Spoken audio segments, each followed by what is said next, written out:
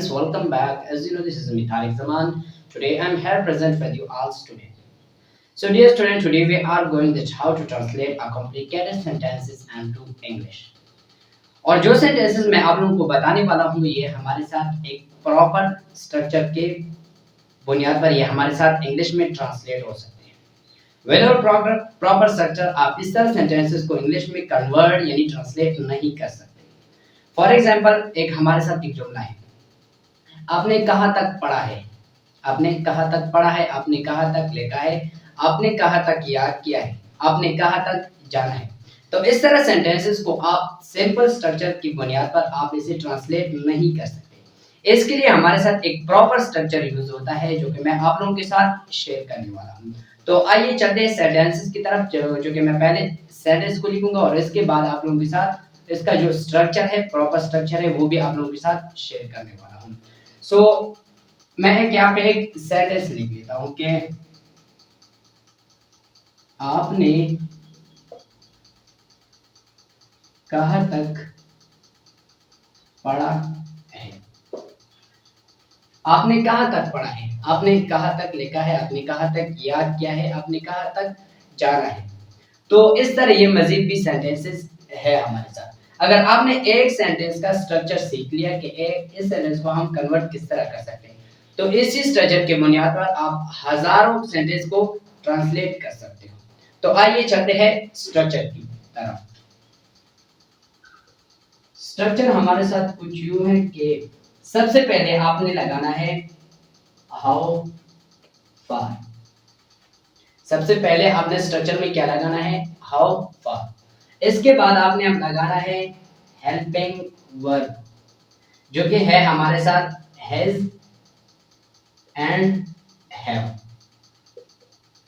इसके बाद आपने क्या लगाना है, सब्जेक्ट, और इसके बाद आपने वर्ब, फर्स्ट फॉर्म नहीं, सेकंड फॉर्म नहीं, आपने कौन सा फॉर्म लगाना है, वर्ब थर्ड फॉर्म लगाना है। और इसके बाद अगर ऑब्जेक्ट रिक्वायर्ड हो तो ऑब्जेक्ट भी लगाना है और साथ में साइन ऑफ इंटरोगेशन भी लगाना है।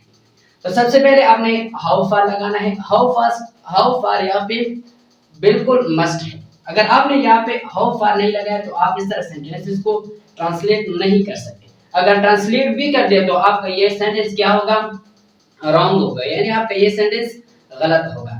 तो हाउ फार यहाँ पे क्या है, मस्ट है। इसके बाद हेल्पिंग वर्ब जो कि है हमारे साथ हैज एंड हैव, फिर सब्जेक्ट लगाना है, फिर वर्ब थर्ड फॉर्म, ऑब्जेक्ट अगर रिक्वायर्ड हो तो ऑब्जेक्ट भी लगाना है और साथ में साइन ऑफ इंटरोगेशन भी लगाना है। तो आइए चलते हैं इस सेंटेंस को हम ट्रांसलेट करते हैं। सबसे पहले हमने क्या करना है, हाउ फार लगाना है, हाउ फार। इसके बाद हमारे साथ जो हेल्पिंग वर्ब है, यू के साथ हमारे साथ कौन सा वर्ब, हेल्पिंग वर्ब आता है, हैव और हैज। तो यू के साथ हमारे साथ हैव आता है। How far have you studied, यानी वर्ब थर्ड फॉर्म। यहाँ पे हमारे साथ ऑब्जेक्ट रिक्वायर्ड नहीं है तो इसलिए हम यहाँ पे ऑब्जेक्ट नहीं लिखते। इस तरह हमारे साथ बहुत सारे सेंटेंसेस हैं। फॉर एग्जांपल आपने कहाँ तक लिखा है, आपने कहाँ तक लिखा है, how far have you written. तो अभी एक दूसरा सेंटेंस, एक तीसरा सेंटेंस लेके आए कि उसने कहाँ तक याद किया है, उसने कहाँ तक याद किया है।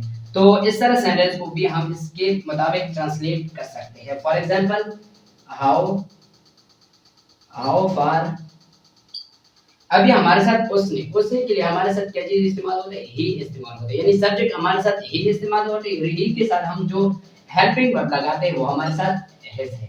तो यहाँ पे हम लगाएंगे how far has he learned.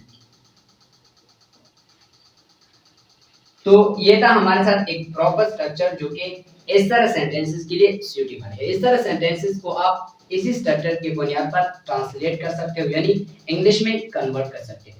तो उम्मीद है कि आप लोगों को समझ आएगी। अगर फिर भी कोई प्रॉब्लम हो, कोई डाउट हो तो आप कमेंट सेशन में पूछ सकते हो।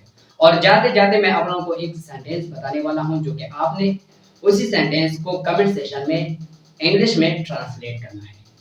यानी उसने कहाँ तक जाना है, आपने इसी सेंटेंस को कमेंट सेक्शन में ज़रूर ट्रांसलेट करना है इनटू इंग्लिश में।